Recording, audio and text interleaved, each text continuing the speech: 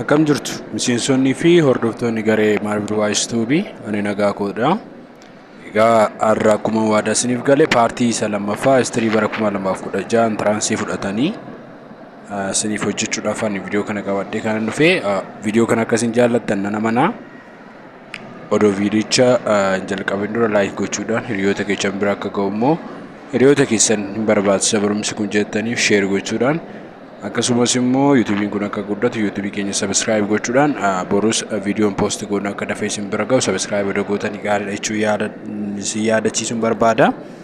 Gara gaafii keenyatti dabarru paartii tokkoffaasaa warreen argeen paartii tokkoffaasaa lakkoofsa tokko amma 35tti kan argamudha kan nuti hojjenne viidiyoo sa'aatii tokkoof daqiiqaa 3 akka fudhate.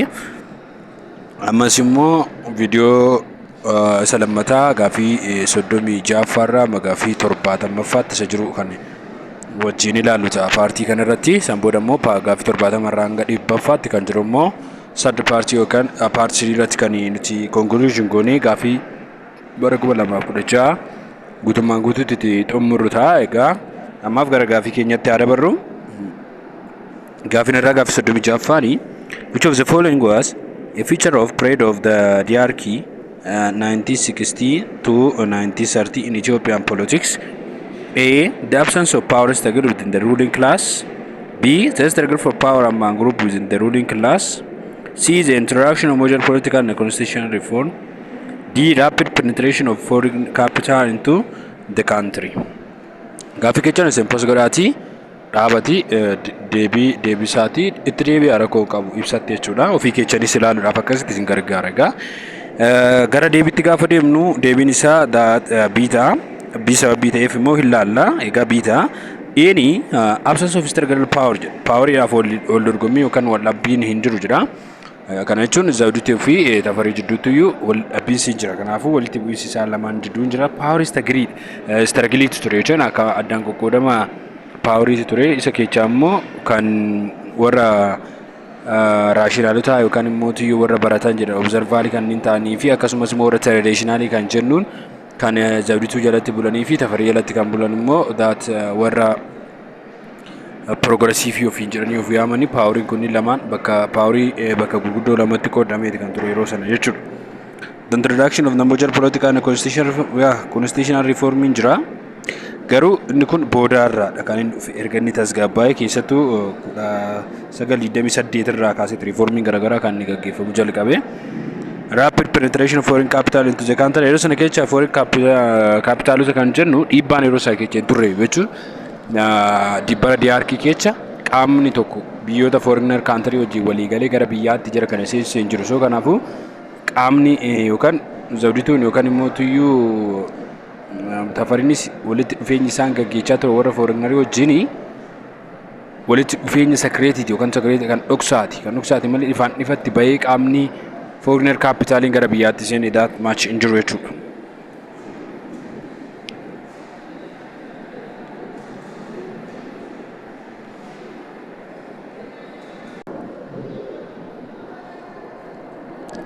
Gaafiin kun hin mul'atu haa ta'u garuu oonanii dubbisuu irratti ilaaluudhaaf yaalaa mul'atu baay'ee isaa maaliif akka ta'e hin beeku. Akkasidha gaafii 37ffaa. Why did the Shua nobility remove Iteke title from the power in 1919? Because A. They disliked the attempt to undermine Shuan dominance. B. She favored the German over the Britain in the foreign diplomatic shift. C. She began to reverse the modernization step of the Euro Empire Menelik. D. She demonstrates lack of judgment in the making decision. Egaa gara deemsaatti gaafa deemnu deebiin isaa eedha kan inni ta'u sababbiin ee ta'uu fi warri Shua nobility sababbiin ishee aangorraa kaasaniif yeroo sana keessatti xaayitoo aangorraa buusuudhaaf yookaan kan isaa yaalanii odoo Menelik lubbuudhaan hin darbiin dura yookaan immoo booddee jechuudha. Hojiin isheen goote warra Shua nobility iddoodhaa kaasuu remove gochuudha kan isheen ture. So kanaaf yeroo sanatti maalin goone hin jaallanne kanaaf teemii isheen gootu san waan hin jaallatin Shua dominance irratti kan ishee kaasanii malee dhimma biraatii miti jechuudha. Gaafii 38 which of the following initiative Lij Iyasu can be said to be improve the condition of the empire peasant in Ethiopian peasant. Lij Iyasuun riformiiwwan garaagaraa yookaan attemptiiwwan garaagaraa fudhatee jira. Isa keessa qonnaan bultoota Itoophiyaa kan itti gargaare kam irrattidha. A. The establishment of modern policy force that could rumble at the first municipal force. B. The requirement that all business should be studied periodically to make sure that pay tax. C. The appointment of local administration that based of mirror to the central administration office. D. The decision that the payment of the tea or asrat should be on the basis of actual production. Egaa qonnaan bultoota kan inni wal qixxeechee adii irratti siistama asiraatii jedhuuni siistama turumbulee jedhu sin qaba. Isa kana immoo kan inni ittiin gochaa ture mootii kana kan tajaajilan poolisii magaalaa kan itti hundee jechuudha. Tirimbullee kan jennu magaalaa guddittii Liibiyaatirraa poolisii kan jennu irraa kan inni fide tirimbul kan jennu. So kanaafuu isa kunniin lamaan riiformii fudhate. Riiformii inni garuu warra qonnaan bultoota kana kan itti gargaare asiraatii yookaan siistama asiraatii jennuunidha kan waamnu jechuudha. 39 In what way did the Constitution of 1930 contribute to the consolidation of Haile Selassie's first autocratic power? A. It gives the empire the right to pardon crimes against the state. B. It creates a parliament that would debate and approve legislation. C. It reduced the power of nobility not to change his power. D. It enhanced the image of the empire as a progressive leader. Deebii salphaa gaafii salphaadha siin deebii sirriidha maaliif ta'e kan jennuudha Constitution bara 1931 keessa ba'e aangoo mootummaa jiddu galeessaa yookaan mootummaan autokraatii mootummaan Haile Sillaasee akka cimu taasisa. So Tafariin erga Haile Sillaasee dhamee waamamee sanboodha aangoo isaa akka cime kan itti taasifame malee dhiibbaan tokko yookaan immoo gadi bu'iinsi tokko sarratti uumamni soo kun paaworii isaa kan itti cimsedha yookaan immoo akka inni aangoo irraa bu'uu hin dandeenye mootii akka ta'e kiingii kan tokkotaa akka ta'e akkasumas akka inni kasasamuu hin dandeenye hidhamuu hin dandeenye kan itti taasisanidha. Chaalenjiin goone yookaan impaayarra progressiivitti kan isa deebise odoo hin taane paarlaamantiin akka itti hirmaatan appuruuf akka godhan yookaan dibeet akka godhan kan kennu odoo hin taane mirga kennus odoo hin taane yoo barbaade waraana hin labsaa barbaade hin dhaabaa barbaade hin daawwana barbaade hin ajjeesaa yoo kun hundumtuu harka mootummaa atti akka galu kan taasisedha jechuudha. Which one of the following African resistance movement related to the colonial cotton plant? Yaadattu yoo ta'e seenaan kun seenaa xiqqoo bal'atuudha. Yeroo sana keessa African resistance kan gaggeessan keessatti gara dhumaati irratti yookaan immoo koloniin Jarman Taangaanikaa qabatee ture yeroo sana keessatti gara dhumaati irratti dirqamsiisanii uummata Taangaanikaa yookaan Now Tanzania jennu keessatti kan argama humnaan yoo jirbiin oomishtan malee yookaan jechuudhaan kan isaan dursaa turan sababiin uummanni Afrikaa jirbii oomishuudhaaf yookaan kootanii oomishuudhaaf fidu gatii baasisiisaa humna nama dadhabsiisaa yookaan immoo gatiin isaa gurguratanii galii irraa argatanis gadi bu'aadha. So kootoniidhaan yookaan immoo oomisha jirbiitiin kan baay'ee beekamtu Taangaanikaadha yookaan immoo kolonii Jarman jala kan turtedha. A. The needable resistance in Zimbabwe. B. The Maji rebel in Tanganyika. C. Resistance of Ashanti Kingdom. D. The resistance of Mandika Empire. So akkuma dula sila siniin jedhe san deebiin isaa maal ta'a? Maji ta'a. Maaliin beekamu uummata kosaniidhaan beekamu Tanganyika keessatti kan argamani. Ashantiinis kan biraati. Taata miidiyal irratti kan argaman Mandika Empire Mandika jennu gara gubbaa irratti maal irratti kan argamudha. Zeen needable resistance in Zimbabwe kan jennus kosanii jirbiitiin baay'ee waliin qabatan jechuudha. After the talk, why did Bismarck organize the alliance system? A. To solve the European conflict in Africa peaceful. B. To weaken the British dominance of European politics. C. To support the Ottoman Empire against Russia and expansion. D. To secure protection of German against French hostility.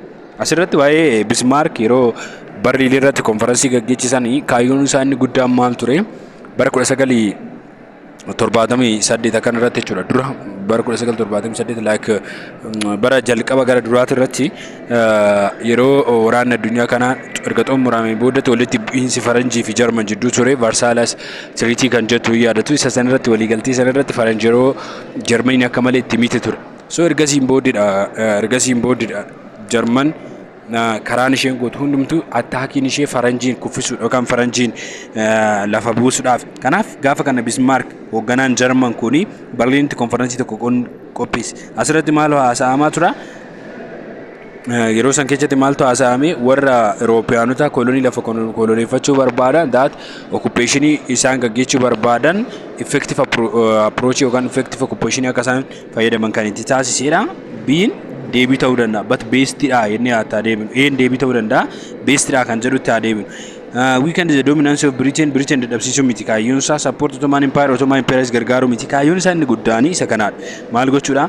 Gargaarsa Jarman namoota biroota irraa biyyoota biroo irraa argattuun maalii gochuudha? Faranjii hoostilii ishee san against gochuudha. Yaadattoo ta'e magaalota gurguddoo sadi kan isheen harkatti itti deeffatte Berliin kanarratti inni kun deebii sirriidha. Gin second based kun second based ta'uu danda'a. Garuu deebiin regular deebii sirriin isa biirratti argamu kana jechuudha.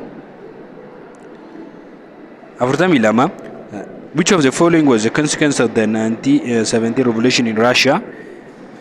A. The restoration of Russian control over neighboring states such as Ukraine and Poland.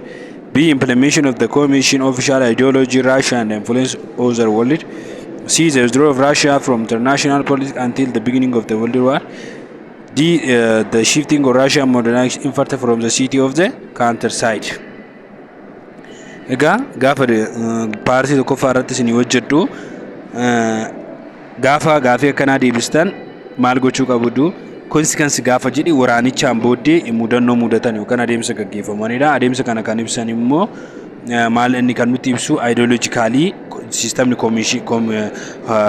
ideologiin communism jedhu kun yookaan implement ta'uudhaan sirni Raashiyaa keessatti influence world akka gootu kan taasise kana jechuun waraanichi erga dhaabbateen booddee tasgabbooftee ofii isheetti dhaabdee yoo gara addunyaattis deebitu biyya dominate gochuu dandeessu taatee as baate malee international Raashiyaa withdraw godhee guutumaan guutuutti hin dhaabne waraana tokkoffaa booddee waraana tokkoffaa erga xumurameen booddee isheen turte erga waraanichi tasgabbeessiteen booddee poolisii paartii jalatti deebitee dhaabuu dandeecheetti soo deebiin sirriin biidhaa gara magaalaatti akka isheen baatu taasise malee gara baadiyyaattis hin deebisne biyyoota biroo irratti akka isheen immoo control gootu kan ta'e erga second world war booddeedha jechuudha. What was the immediate case of Second World War? Immediate case of Second World War. A. The publication of the Axis power secret plan to the partition the globe. B. The withdrawal of German pledge to grant the sovereignty of the Czechoslovakia. C. The British decision to occupy the port of Dangis as the pre-imperial action against the German invasion. D. The German invasion of Poland, Trinity, both Britain and the French. Gaafa akkana kana dhaabuun qabda that immediate case yoo jenne sababni battalatti waraana addunyaa inni lammaffaan itti jalqabee fi sababni battalatti waraana addunyaa inni tokkoffaa itti jalqabe yaa'u waan mul'ataadha obviously tokkoffaa irratti Ferdinand du'uu isaati. Ferdinand nama Bosniyaa tokkoon du'uu isaati inni sun garfiidhaan jechuudha. Immediate case first world war second world war irratti garuu invasion German Poland irratti banteen German waraana kana gaafa bantu German irratti Britain fi Faranji ka'uu isaati. So deebii sirriidha. Deebii sirriidha. Kan biroo immoo German withdraw goone wanti isheen gad lakkifte hin jirtu sovereignty Czechoslovakiaadhaas kennite hin jirtu yeroo sana keessatti Axis power secretary planning isaan baasan global to'achuu yeroo baasanii miti. So invasion inni jalqaba yeroo German Poland invade goote jechuudha. Gaafii 44 Which organ of the United Nations was responsible to facilitate the independence of former mandate territory? A. The Security Council. B. The Treasury Council. C. The International Court of Justice. D. The United Secretary. Isa kana deebiin isaa deebii salphaadha. Hojiin isaanii hundumaayyuu garagara ta'aniyyuu hojii deebiin inni sirriin garuu that Treasury Council. Treasury Council maal godhaa? Lafa territory ammoo biyyoonni daangeffatan sana kan eegu. Daangaa san biyyi tokko akka kan biraatti hin dabarre kan taasisu Transitional Ethiopia. Security Council main state dha. Walumaa galatti gochoota achi keessatti gaggeeffaman kan to'atudha. Secretarial kan jennu generaalota to'atan kan of keessatti qabatudha. International Court kan jennu mana murtii haqummaadhaaf yookaan hageetti kan argamu hageetti argama inni kun teessoonsa haqummaadhaaf kan tajaajiludha. Inni kun Londonitti argamu namoota Secretarial Council kana keessatti hojii kana hojjetanii jechuudha. So deebiin isaa B. Which of the following the consequence of Marshall Plan? Marshall Plan consequence in Fidemal kan jedhu haalaallu A. The continent of commission from Spain, Asia and Africa. B. The division of Germany between capitalist West and the communist East. C. The extension of American political influence in Latin American country. D. The economical recovery of the Eastern Europe country after World War II. Gara deebiitti gaafa deemnu Marshall Pilaanii gaafa baasanii warri Ameerikaa maal gochuudhaaf ikonomii warra Iroopiyaanotaa kan Second World War irratti kufe recover gochuudhaaf. So diin deebii sirriidha. Addaan qoqqoodni qoqqoodamuun German capital west fi communist west in before jalqaba marra kan turedha. Akkasumas immoo siistamni communist kan jennu kun akka addunyaa irratti Asia irratti spirit communist kan jennu kun Russian kan geeffamudha. Marshall Plan immoo kan Ameerikaati jaata opposediya. Akkasumas immoo extension American policy influence Latin America lakki politika warra Ameerikaan Latin America akka influence godhuun hin taane politika warra Ameerikaa akka Russia influence godhuuf kan inni dandeesse. So diin deebii sirriidha. After Jaffa, what was the keys of the Cold War? A. The conflict between support of the free market and the planned economy system. B. Desire of the superpower to extend the political and the strategic influence across the globe. C. Difference between the two superpowers on how the partition of Africa and Asia. D. The rival between the superpowers sent its first mission to the outer space. Cold War Oyadatan keessattuu 1957 irraa kaasee baay'inaan kan inni kaka'u propagandaan kun aga 90ti 1990 aga gaaviyoon dhufee siistama warra Raashiyaa tasgabbeechuutti jechuudha. So kaayyoon isaanii inni guddaan maal ture warri Western Party fi Eastern Party you know that Western Party gaafa jenne that America Eastern Party hojjenne immoo gara Russia partiin kun lamaan kaayyoon isaanii guddaan addunyaa dominate gochuudha yookaan gloobii addunyaa irratti argamtu guutummaan guutuu harkatti galfachuudha. Deebii sirriidha. Kaayyoon isaanii mishinii yookaan immoo tuyyuun jiraamti that gara addunyaatti hewaatti gadi lakkisuu odoon taane hewaatti satellite gadi lakkisuu miti yeroo sana keessatti akkasumas immoo mishiniin isaanii inni biroo free market fi planned economy jalatti miti. Free market yoo jenne that sirna capitalism fi that planned economy gaafa jennes deebinee maaluma ta'a planned economy kan qabu command system ni kunni salamaan odun tan that socialism isa jennuuni fi sirna free market ti kan inni ture waayitiif command economy free market tin ture jechuudha. So kanaat garaagarummaa deebii kan taasisa e Nambiro motu yu si deebii kan taasise super power onni kun Afrikaa qoodachuuf yookaan Asia qoodachuuf miti kaayyoon isaanii guddaa superiority isaanii yookaan olaantummaa isaanii addunyaa irratti explain gochuudha. The main way isaan kan isaan barbaadanii kanaaf deebiin isaa biin deebii sirrii. Which of the following countries did not belong to the Warsaw Pact?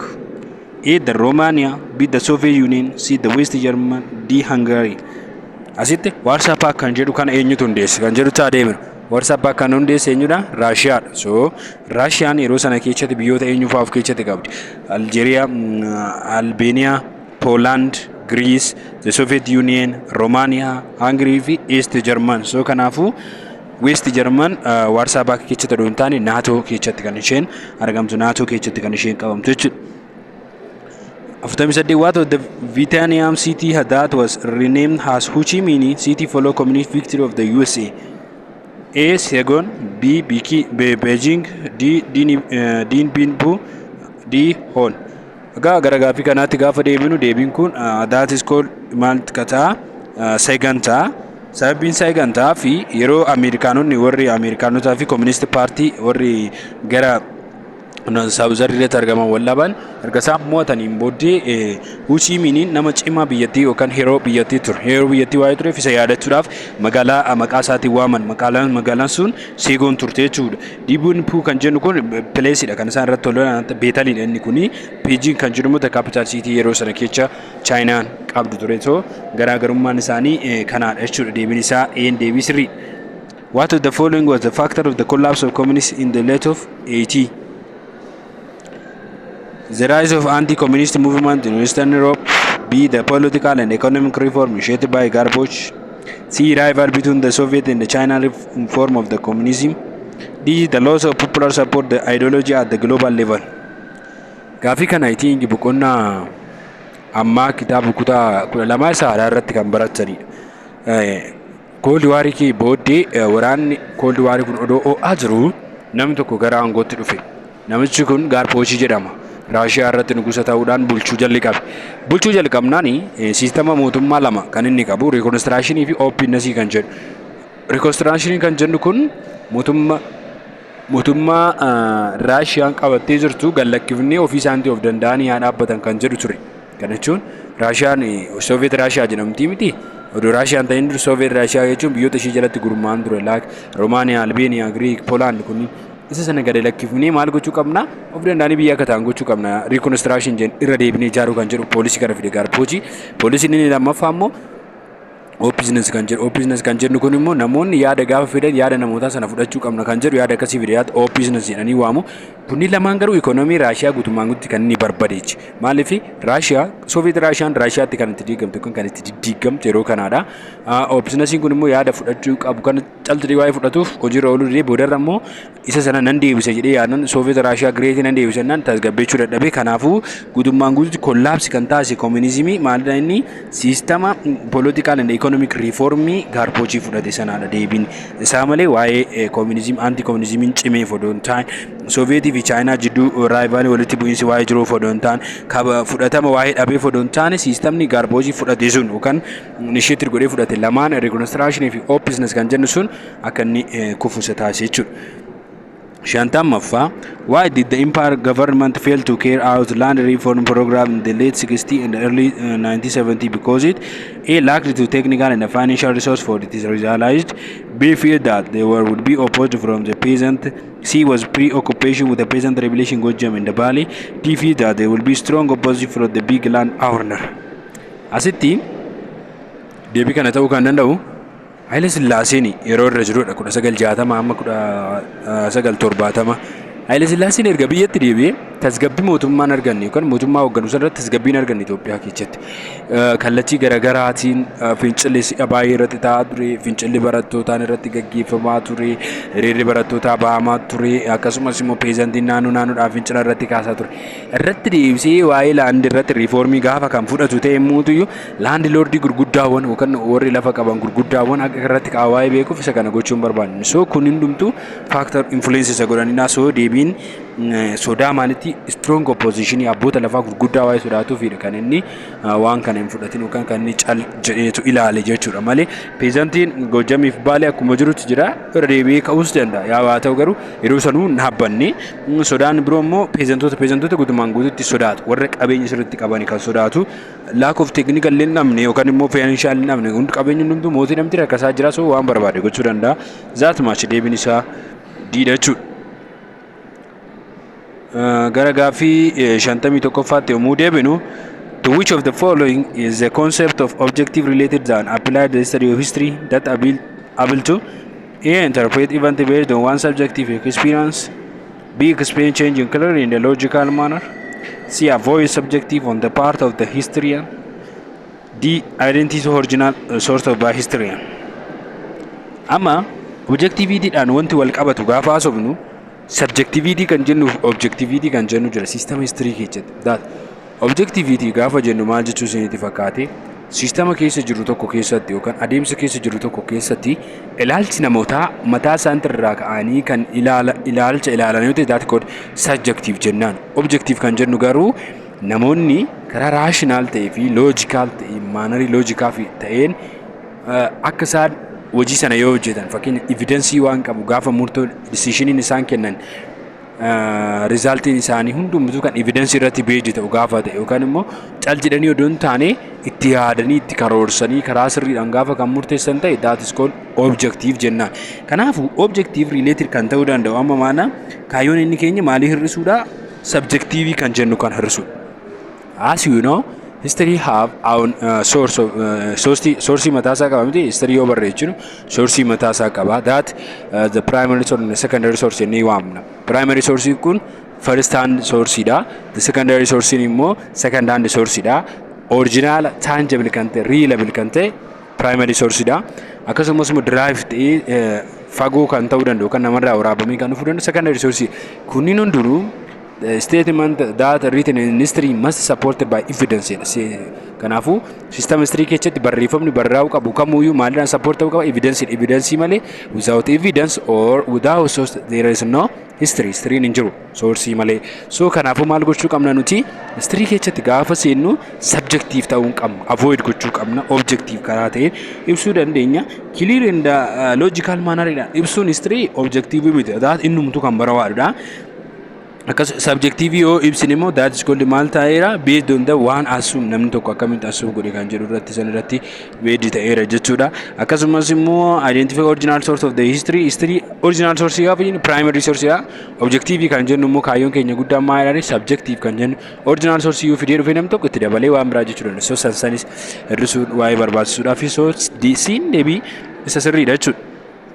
When we come to the question number 2, what is 52? What is the significant periodization and history studied? It is helpful to trace continuity and change through the time. B. Make the work of history and screen a usable source. C. Distinguish professional history from popular history. D. Sort out factual detail from factional narrative. So as we know, history divided into periodization. Periodization is the history ni periodization and according to the Ethiopian and according to the Africa is that have difference miti garagarummaa qaba miti inni Ethiopiaadhaa fi inni gara Afrikaanotaatti deema. African periodization is come from the colonial and the Ethiopian periodization is as the European periodization akka Europeanotaatti kan waamamu kan Ethiopianota kanaafuu periodization keenya kun maal jedhamee waamama that the ancient period the medieval period and the modern period inni hoo yaamnu garuu kan warra Afrikaanota maal jenna that pre-colonization, under-colonization and the post-colonization kan jedhamanii waamamu. So kuni maaliif nu gargaara periodization kun sequence yookaan immoo how one action is made after one before R kan jennu san kan itti ilaallu. So sequence wantoota change itti uumsan continuity wantoota nutti agarsiisuudhaaf nu gargaara. History jechuudha. So deebiin inni deebii sirriidha. Gara biitti gaafa dhufnu hojiin warra historiyaanota kan salphisuuf nu gargaaru guutummaan guututti periodization yoo ta'an system chronology ittiin barreessinudha. So distinguish professional history from popular history inni kun history professional and professional history and popular history kana jaan dabaa source isaa irratti beeditaana factual detail from fractional narrative kanas source isaa irratti addaan baafna. So kun deebii isaa jechuudha. Shantamii sadii which one of the following homo sapiens as crucial to Acheulean tools associated. A. Homo africans, B. Homo habilis, C. Homo erectus, D. Homo sapiens. Gaaffii kana deebisuuf yaaf salphaadha. Maateriyaali gurguddaa sadiitu jira. Maateriyaaliin tokko Oldevan Gorge of Tanzania kan jennurraa kan argame. Acheulean Steleni of Acheulean kan jedhamu kan nama qulqulluu Acheulean kan jedhamurraa kan argamee fi Saigon kan jennu jira. Saigon kan jennu sapiens homo sapiens kan wal qabatu kanaafuu Acheulean sapiens waliin qabatu jechuudha. Oldevan kan jennu immoo Oldevan Gorge of Tanzania keessa kan argame that is called homo habilis wal qabata that is called Acheulean homo habilis waliin qabatu Acheulean eenyu wal qabata homo erectus kan wal qabatu jechuudha. Africans kan jennu lucidha waa'ee isheetiin waliin qabatu meeshaan jarri kun fayyadamaa turan homo erectus jedhamee kan inni waamamu Acheulean maateriyaali kara lamaan qara qabu agaadha muruu kan danda'udha jechuudha. 54 which of the following the characters of upper Paleolithic? A. The composition tool made of stone and bone. B. Lack of change of tool making technique in Africa. C. Tool made out of metal like copper and bronze. D. Highly selective breeding of livestock. Egaa gaaffii kana yoo deebisnu biology kan jennu maaliif bara dhagaatti. So bara dhagaa bakka ta'etti maaliif fayyadamnu? Meetaaliif fayyadamnu. Inni kun sirrii miti deebiin sirriin dheedha. Maaliif compositionii made stone irraa kan ijaarame bone irraa kan ijaarame kan itti fayyadamaa turre akkasumas immoo teekniikni inni fayyadamne hin jiru kan jedhu kun itti fayyadamaatti ture. Baruma dhagaatti dhagaa fayyadamaa turre waan ta'eef deebiin sirriidha. Selection breeding of livestock kan dhufe inni bara Neolithikiiti jechuudha. So deebiin isaa deebii sirriidha. Shantamishan, which of the following, one of the following explain and not correct according to the theory of emerging early states? A. Those who control railroads become rulers. B. Success military leader become king. C. British stability political control name of God. D. People who organize religion become leader. Boqonnaa sadaffaa kutaa 11 irratti I think akka baratanii there are 4 theories about the emergence of the states. 4 theories jira miti about the emergence of the state kan haasa'an.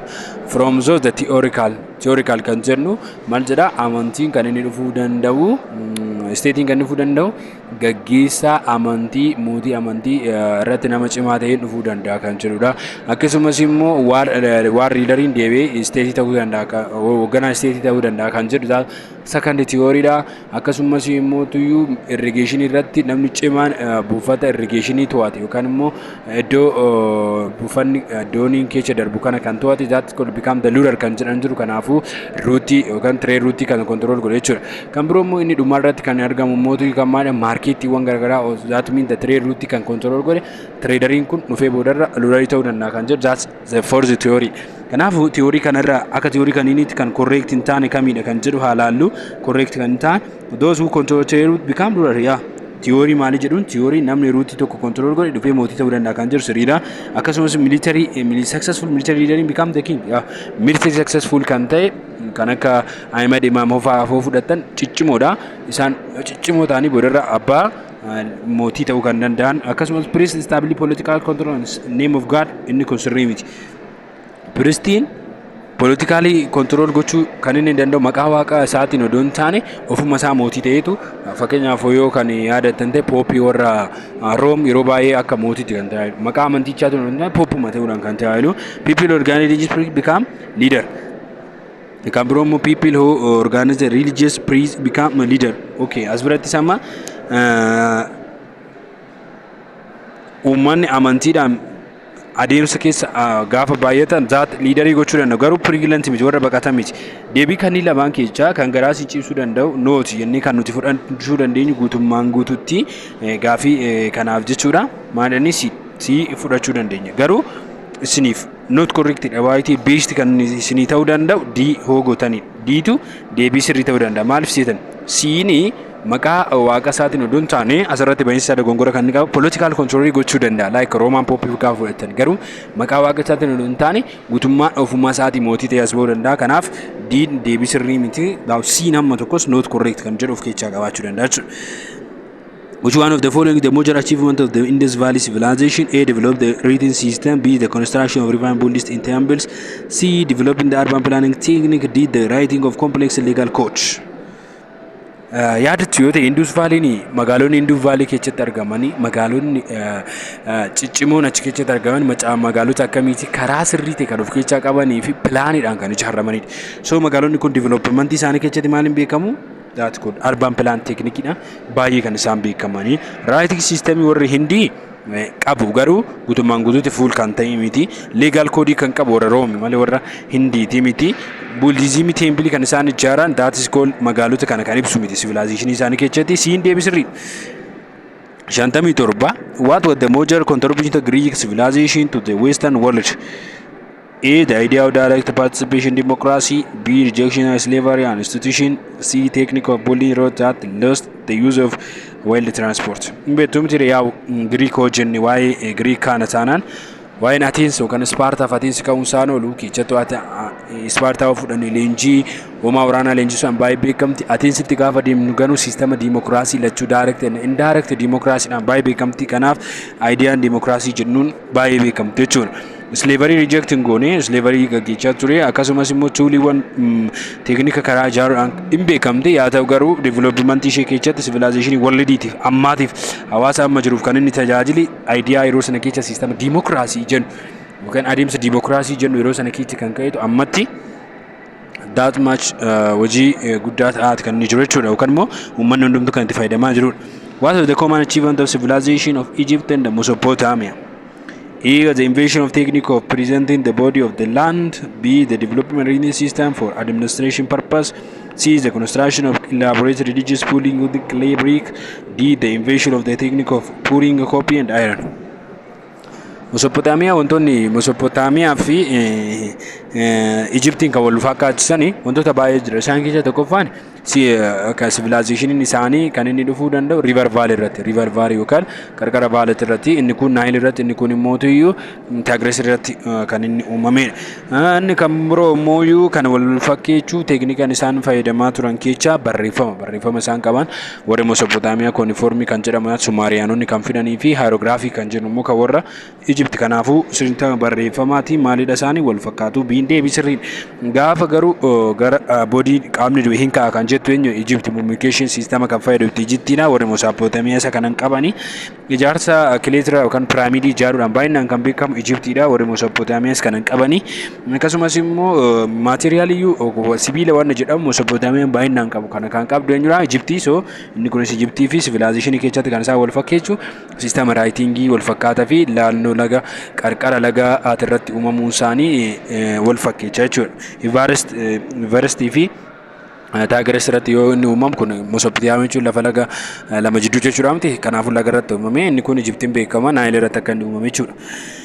Gaaffii 59 which of the following characters focus feudal in medieval Europe? A. The rival program for artists and architects. B. Establishment of central empire. C. The existence of land in a flourishing trade center. D. The decentralized state of the power. Kanaafuu gaaffii feudal system kan jennu kun yookaan sirna abbaa lafaa yeroo duraanii keessa ture irratti kan baay'inaan isaan beekamanii yookaan immoo kan isaan ibsu sistema gubbaarraa gadi diriire jechuun mootiin tokko jira feudal lordiidhaaf immoo maal godhaa lafa bakka jiru sanatti akka inni hoogganu godha kana jechuun qoqqoodee fi akka inni bulchu godha kana jechuun maal jechuudha akka sistema amma akka mootummaa keenyaa federaal system kan jennu kan of jalatti qaba. Gubbaarratti qaamni seentar ta'e akkuma mataarratti argama jalarratti immoo feudal lordii gurguddaan jalatti argamu kanaafuu maal mootummaan bulchiinsa kana decentralization kanaafuu mootummaa decentralization ta'e establish gochuudha baay'ee kan isaan beekamu feudal keessa large and trading yeroo itti babal'atu don taane hooggansi qonnaa yeroo itti babal'atedha centralizing empire don taane kan isaan kun decentralization driver person arts yeroo sana keessa kaka'e ture garuu kan inni kaka'e after that at the end of the feudal society and at the beginning of the capitalist society keessa kan inni artiin yookaan architecturein jalqabe waa'ee ta'eef so kun addiin deebii sirrii taasisa. Jatamaffaan which one of the following correct about Byzantine Empire? Byzantine Empire hin beektu Byzantine Empire Roma guddoon yookaan big Roma kan jennu bakka gurguddoo lamatti qoqqoodamte that Byzantine Empire kan jennutti qoqqoodamte Byzantine Empire kunis fuuldura bakka lamatti qoqqoodamuudhaan umarra Roman Eastern warri Roma Western badanii warri Eastern Roma fantaat Byzantine Empire jechuudhaan umarra immoo Orthodoxy fi that Protestant addaan qoqqoodamuu hin beektu 1557 irratti so Byzantine Empire kan ibsu kami A. The rule they were both religious and political leader. B. The power was checked by Orthodox Church. C. The exercise absolute power of the subject. D. The rule was based on the model of Athens politics. Gaaffii kana salphaatti akkasin deebistanii nan abdadha garuu wanta dingirgirsin godhu jira mee suuta hidhaati gaaffii A fi C ilaala amma kitaaba keessan irratti ruulariin isaanii liidariin isaanii maal jedha kan warra Byzantine both political and religious leaderii qabu amma asitti haalli inni itti isin dogongorsiisu liidariin yeroo sana keessa ture kiingiin yeroo sana ture political and religious both walitti qabeetu kan inni bulchu malee addaan qoqqoodamee liidarii politikaa fi liidarii religious qabdu asitti kanaaf gan garuu absolute power dha kan inni gaggeessaa ture absolute power dha subject isaa ture absolute power dha aangoon isaa Orthodox Church dhaan miti kan inni ilaalamu maadhaani the Catholic Church dhaan the rule based on the model Athenian haalli bulchiinsa isaanii ol kan fakkaatu miti so deebiin siin deebii sirriidha een akka isin hin dogongorsiifne garuu kophaatti qoodeera liidarii politikaallee kan religious illee qaba doon taane bakka tokkotti hoogganaa tokko liidarii politikaallee kan economy illee kan isaan qaban jechuudha.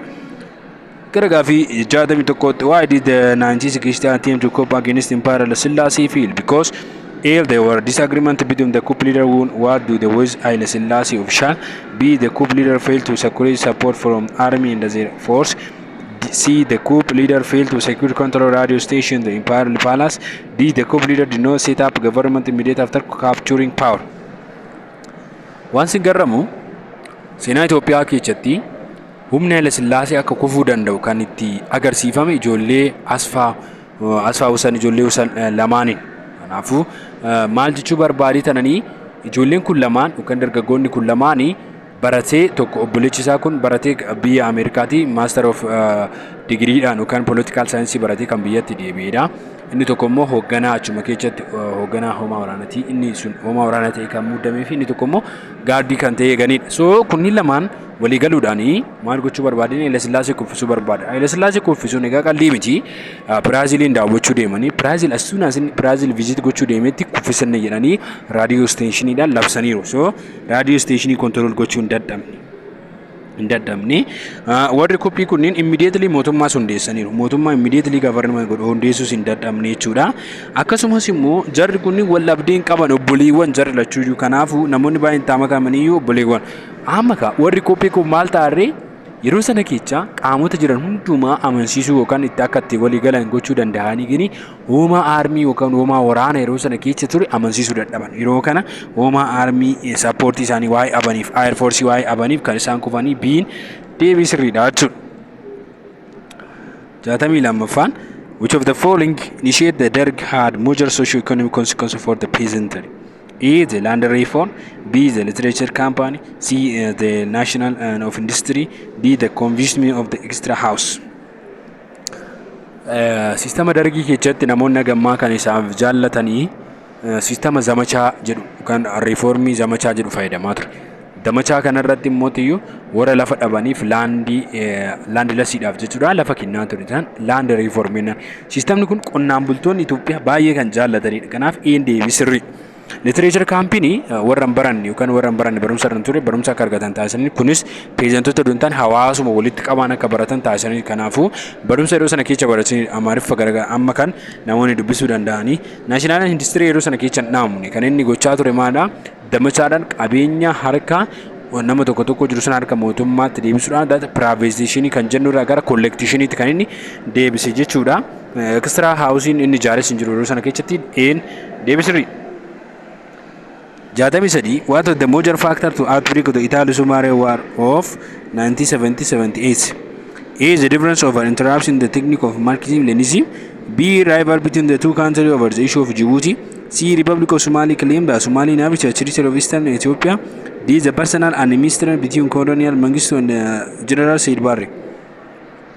Egaa waa'ee kana ukaabnu waraana kaarramarraa kan jedhu kaabnu mitire dhumarratti jechuudha waan kana kan naabe waraana kaarramarraati maaltu ta'ee jennu duubatti deemnee olaallu istirii keessatti yeroo sana keessatti Somaaliyaa kan jennu yookaan isheen Somaalee isheen guddoon yookaan akka biyyaatti hirtutu maal barbaaddi Ogaadeen qarqara Itoophiyaa irratti gara Eastern part of Itoophiyaa irratti kan argamu kun kan kooti dubbattoota afaan kooti ethnic group biyya koo fakkaatan tochi keessa jira. Kanaaf maal gochuu uummanni warra Awurooppaanotaa yookaan immoo uummanni biyya Awurooppaa keessa jira maaliif isaan harkatti qabatu kan jedhu sana achi kaasuudha kan isheen barbaadde.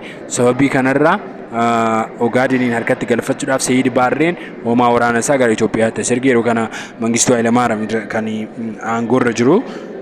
Kanaafidha waraanichi akka malee cimuurraa kan ka'e kaarramarraa irratti namoonni baay'een hirmaatanii warra Eastern Party irratti mo'amuu kan isheen itti dandeechidha jechuudha. So kanaafuu maal jechuu dandeenya garaagarummaa waa'ee yaada Marxismii waa'ee qabanii fi miti waa'ee ishuu Jibuutii irratti miti kan dhabanii waa'ee Ogaaden irratti dhabanii kaayyoon isaanii guddaan Somaaliin maal gochuu qabdi Somaaliyaa lafa warra Somaaliyaa dubbattoota Somaaliyaa kan harkatti galfachuudha kan isheen barbaaddu yeroo sana Koloniyaal Mangistuu fi Sayyid Barree waliin walitti buusu hin jiru san duratti garuu waa'ee lafaa kana irratti ergasiin booda walitti bu'anii deebii sirriidha. Kan taanu how did the French punish Guinea for voting against the continuing political association with the former colonial master? A. Sponsored the coup against Toure.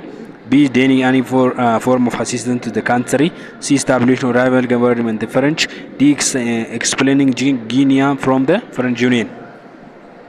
Asitti salphaatti kan deebisanii sinii kaaseen ture bara 1960tti naannoo 59 irratti kan mootummaa Faranjii keessatti mootiin Faranjii maal jedhee isinii biyya kolonii kan akka sinirraa kaasuu barbaaddu jedhee gaafannaan warri kun lakkii jedhan no jechuudhaan ba'uun barbaada kolonii kana gannarraa haa kaa'u jettee kan falmatta Guinea qofa kanaaf independentii ishee kenneef. Independence ishee akkuma kenneef as soon as get independence the French ID will be what? Denied in hoggame jechuun ID'n French duraan Guinea kana kennamaa ture irraa hoggame so kanaafuu immediately murtoon Guinea irratti fudhatame dippiloomaatonni Guinea keessa jirtan kan French kan taatan iskoolaaronni barsiistonni Giinii keessatti hundumtu qabeenya keenya fuudhaa gara faranjitti deebi'aa Giinii kanaan booddee nuun walitti dhufeenya hin qabnu kan jedhu godhan. Kanaaf isheen gara Ameerikaatti kan isheen xiyyeeffatte san booddedha. So kanaafuu maal godhanii immediately adabbiin isaa yeroo sana maalidha? Assistaansii gargaarsa faranjirraa argatu sana waggachuudha kan inni ture. So kuni kanaadha. Raayivaalii faranjooji walitti hin buune dhiiseetuma deemee yuuniyeenii isaa wajjin qabdu keessa hin baane isatu dhiisee akkasumas immoo kuuppii yeroo sana keessa ture irratti kuuppii gaggeeffamee irratti faranjoomaa harka keessaa hin qabdu. So kun biin deebii sirriidha. Gaafa 65 which one of the following show the continued influence Western country over the economic of African country after independence? A. The export of primary and industrial product to Western country. B. The dependency infrastructure built by the West. C. Dependency of Western model of education. D. Dependency of African country on the Western alone. Okay. Amma seenaa garaami tokko sinii kaasa. Uummanni Afrikaa kolonii jalaa ba'ee yookaan kolonii jalaa ka'ee kolonii gargaraa ka'een booddee hirkattummaa warra adii jalaa ba'uu hin dandeenye. Sababii maaliitiif? Faayinaanshaal irraa kan ka'e. Education odoo hin taane. Fayyaamna guuttachuuf odoo hin taane in term of financial bahuudhaa hin dandeenye. So kanaafuu diin deebii sirriidha. Dependensiin isaanii ammayyuu Western kolonii wajjin liqaadha, qarshiidha. Liqaan liqeechanii fi deebi'anii liqaa san kafaluu waadaan deebi'anii kolonii jalatti kufan jechuudha. Internaal immoo kan beekamu kuuppiin fonqolchi mootummaa tasgabbii dhabuu mootummaa baay'ee beekama. Internaalii garuu eksternaalii liqaadhaan baay'ee independent ta'anii akka isaan itti fufne kan taasise ikonomii isaan challenge kan godhe influence kan godhe liqaa liqeeffatanii jechuudha. Educationii model educationii inni hin fooyyessa malee hin dadhabsiisu. Infrastructurein ijaaramuun hin fooyyessa malee hin dadhabsiisu. Primary industryin export importiin jiraachuun hin guddisa malee gadi hin buusu. Liqaan biyyattii akka malee kan itti dadhabsiisedha ta'udha. 66 which of the following was the characters of coup in African politics after independence? A. Although coup or instrument in removing an authoritarian leader, the rhyme that represents brought very little change. B. Although coup or carried out by the military, the latter proved a revolutionary force of change in many African countries. C. Unlike coup carried out in former French colony, coup in former British colony succeeds and bring change of African policy. D. The coup carried out by general official who successfully in bring change coup by the general. Egaa wanta silchatti sin jedhu Afrikaan erga independence argattee fonqolchi mootummaa akka malee irra deddeebi'eeti kan mudatu. Fonqolchi kun baay'inaan kan inni gaggeeffamu miilitarotaan yookaan hoomaa waraanaa biyyattiitiin. Yaa ta'u garuu jijjiiramni inni fideen jiru. Kanaafuu een deebii sirrii. Fonqolchi baay'ee gaggeeffameera. Awutaroota kan ittiin aangoo irraa bu'an yaa ta'u garuu jijjiiramni fidimaadha gadi bu'aadha. Fonqolchi yeroo sana gaggeessu eeyyee miilitariidhaan garuu jijjiirama fiduu danda'eera jedhaa jijjiirama fiduu hin dandeenye. Faranjii fi Biriteen keessatti fonqolchi gaggeeffame homaa jijjiirama garaagarummaa kan qabu miti. Kan faranjii irraa warri faranjii biraa deeman fonqolchi gaggeeffame gaariidha kan Biriteen irra kan jennu miti homaa onnoo fidan hin jiru. Jeneraalis fonqolcha gaggeechi akkasumas immoo oofishaalonnis fonqolcha gaggeechanii galmi fonqolchaa guutummaan guutuu miidhaadha. Homaa jijjiiramni Afrikaa keessatti fonqolchi gaggeeffamuu fide hin jiru. Kanaafuu een deebii sirrii.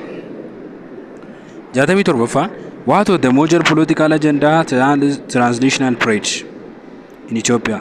A. Finding new foreign pattern to help economic and social recovery after decade of war. B. Reestablish Ethiopian army in basic ethics and regional representation. C. Transform the country from central command economy to based on the principal market liberation. D. Develop the constitution that would granted both democratic rights individual and the group. Transitional pride kan jennu kuni bara 1991 erga mallas gara aangootti dhufee federii sistema federii amma jennu kan EPR jennu kan erga hundeesseen booddee haga constitution bara 1995 bahutti kan jirutu barri kuni maal jedhamee waamamaa bara transitional pride. Transitional pride kan jennee waamnu kun yeroo sana keessatti mootummaa tasgabbaa'ee dhumuudhaa fi sistema dimokiraasii babal'isuudhaaf mootummaa hojjechaa turedha. Kanaafuu deebii sirrii. Irratti gaafa deebinu economical and socially recover gochuudhaaf warra biyyoota walitti biyyoota alaa wajjin dhufe sana wajjin recovery gochuudhaaf miti kaayyoonsa. Dhafun economiin biyya keessaa tasgabbaa'uu kan qabu ofii keenya wajjin hojjennu kan jedhu ture. So sirrii miti. biitti gaafa deebinu armii gosa sanyiidhaan qoqqoodame hundeessuun miti kaayyoonsa. Armii gosaaf sanyiidhaan qoqqoodame Itoophiyaa tajaajilu hundeessuudha kaayyoonsa. Akkasumas immoo Central Command Economy irraa gara Market Liberalism'itti deebisuu miti. Yeroo sanas Command Economy fayyadamaa turre erga Command Economy irraa immoo Free Market'idha kan fayyadamaa turre. Free Market'iin kan dhufuu danda'u erga Economy biyyattii keessatti siistamni Economy kun gara maaltii gara guddina dinagdee gaafa dhufe boodidha kan dhufuu danda'u. Waan ta'eef inni rakkoon qabu isa miti kaayyoon isaanii guddaan sistema dimokiraasii jennu kana maal gochuudhaaf babal'isuudhaaf kan waa'ee gochuudhaaf kaayyoon isaanii jechuudha. 68 In which of the following countries did the Ethiopian take part on the United Lead peacekeeping mission? A. Zimbabwe, B. Sierra Leone, C. Liberia, D. Chad. Egaa asitti Itoophiyaan biyyoota baay'ee deemteetti yookaan fincila itti ka'e baay'ee keessatti hirmaateetti. Qabsoo gurguddaa taasisteetti. So isa kanarratti gaafa deebinee ilaallu United Nation uumamaa waraana Itoophiyaa kana gara waraanaaf akka isheen deemtu hin ergeen booddee immoo waraana isarratti deemtee kan isheen taasistu deemtaa like biyyoota akka Northern Korea kan jennu kan Korea kaabaa kan jennu keessatti biyyoota Afrikaatiin alattuu jechuudha. Akkasumas immoo biyyoota Afrikaa keessaa baay'ee kan akka Rwanda fa'aa keessatti yeroo isheen itti hirmaattedha. As keessatti garuu deebiin inni isaa kan ta'uu danda'u Laaberiyaadha. Laaberiyaa keessatti waraana gaggeeffame irratti Itoophiyaan itti hirmaatteetti jechuudha. 69 Which of the following feature indigenous knowledge has that potential to contribute the overall development society? Egaa kuni gaafiin kun boqonnaa 9ffaa irraa kan inni bahe. Boqonnaa 9ffaa kitaaba keessanii haaraa jechuudha. New curriculum. Indigenous knowledge karaktersi baay'ee qaba, amala baay'ee qaba. Amalli isaa holistic kan jennu, learned kan jennu yookaan immoo changed kan jennu kan baay'ee qaba. Isa tokko nature of the indigenous knowledge kan jedhu ilaalaa isin garuu development overall development keessatti kan isa gargaaru sistema kana keessatti jechuudha. A it is sense of superiority, B it is unchanged nature, C it is disaggregated for mobility, D it is holistic nature. Holistic nature kan jennu kun maadha? Hunda bakka tokkotti kan qabatu ta'e that is called holistic jennaan. Izo contribution isaa development biyyattii keessattidha. Sense of superiority nagarsiisa. Unchanged nature kan qabaachuu danda'udha. Kunniin nature of the indigenous knowledge kan jedhu kana boqonnaa isa 9ffaa irratti deebi'aa ilaalaa kan kutaa 12. Which of the following note the example of cultural heritage? A. The Palace of Abba Jifar, B. The Halala Killa of Dauro Desert Semin National Park, D. The Al-Najashi Moscow. Asirratti gabaabumatti gaafa deebii kana deebistan qalalli gootanii karaa salphaan akkamitti deebisuu dandeessitan. Oduu dubbisuu yoo baattanii cultural heritage kan jennuu fi cultural heritage kan jennuu fi natural heritage kan jennu jira. Cultural heritage jechuun man made kan ta'anii fi natural heritage kan jechuun created by the God kan jennu kan created by the nature kan jennudha. So asirratti yoo ilaaltan hundumti isaanii harka namaatiin hojjetame tokko keessaa heritage culture ta'uudha yookaan harka namaatiin kan hojjetamu ta'uu hedaa jechuudha. Cultural heritage kan ta'an baay'ee ta'anii tokko natural heritage yookaan uumamaan kan dhufe ta'uu danda'a. Palace of Abba Jifar eenyutu ijaare? Warra Hindiitiif warra dhufantu ijaare. That is called man made. Halala Killa Dauro eenyutu uummatatu ijaare. So it's called maalinni man made cultural. Semin National Park natural gift jedhamte akkasumas Al-Najashi Moscow Al-Najashi warra musliimotaati ijaare. So kunniin hundumtuu maala isaanii cultural heritage as keessatti cultural heritage kan taane the Semin National Park dha. Kanaaf barataan kun amma salphaatti kan deebisuu danda'u ilaalaasitti biidha kan inni godhee birtiree. Kanaaf ilaala conceptual godhuudhaan deebisuudhaaf si yaaladha. 70ffaan kana fakkaata. Gaafii 71ffaa irraa immoo walitti kan deebinu isaa amma sanatti YouTube keenya subscribe gochuudhaan hiriyoota keessaniif share gochuudhaan akkasumas immoo like gochuudhaan nu duukaa dhaabbadhaa. Galatooma.